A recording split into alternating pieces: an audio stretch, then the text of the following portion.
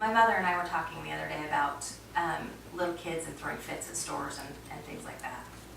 And I was telling her how a big part of my job is to teach kids about feelings and empathy and how to deal with their strong feelings and emotions.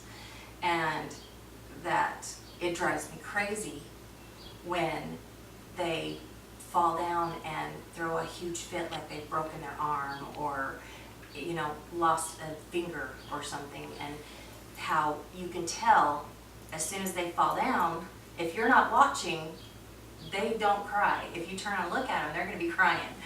So we spend a lot of time teaching the kids how to use their words and to take deep breaths and figure out how to use their words and not be over emotional and dramatic. And she started laughing, and I said, "What's so funny?" And she says, "You were the exact same way." And I said, "I was not a dramatic child." And she said, you were a very dramatic child. And so she started telling me examples of times when I was being dramatic, and one of the times that we started talking about was my first day of kindergarten.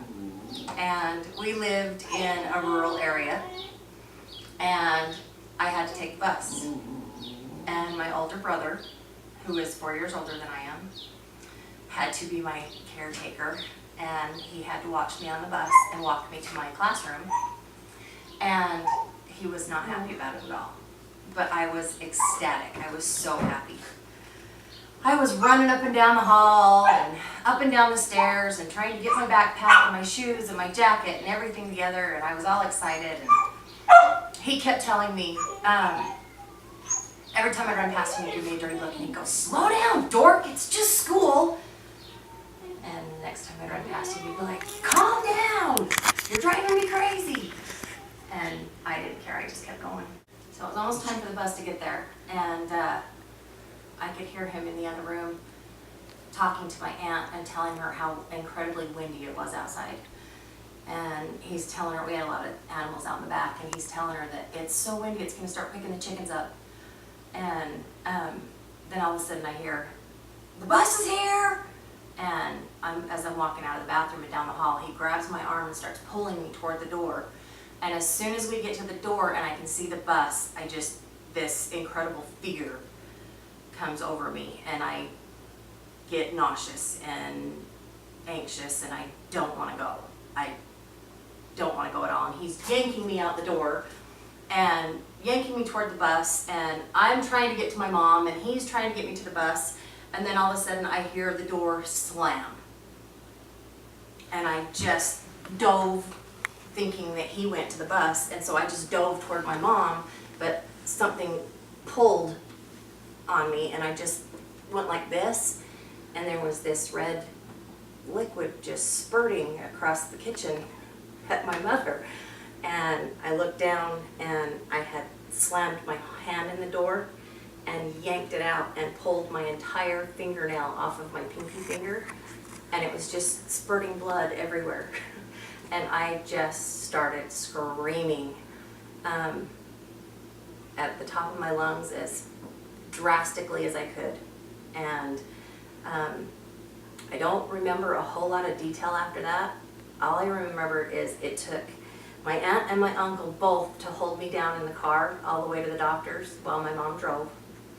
And then when we got to the doctor's, I had started to calm down, and they had a kitchen towel around my hand, and I couldn't see blood anymore, so I had started to calm down. And when we finally got to the doctor's office, and we got in the room, he went to take the towel off, and I freaked again. And it took my aunt, my mom, my uncle, and a nurse to hold me down while the doctor checked out my pinky finger, and I was only 5. And so the doctor said, looked right at my mother, and he says, "I want to knock her out." And we still laugh about that to this day. It was pretty funny. But he ended up using a sedative just to calm me down. He didn't put me all the way out, and they had to put a bunch of stitches in my finger. I hadn't just pulled my fingernail out. It had actually pulled skin. And a bunch of tissue away, so he had to sew it back together. And then they bandaged it, and they used so much gauze that I remember laying in bed after they took me home thinking finger always gonna point the wrong direction after they take this bandage off, because it was huge and it would just point out to the side. And my mom telling me that I had to wear it for over a week, and that upset me. But it was, by the time I woke up from being too tired from the sedative, I had homemade bread, and everybody was oohing and on and coddling me and, you know, babying me, and I'm sure that's why I was screaming as much as I was.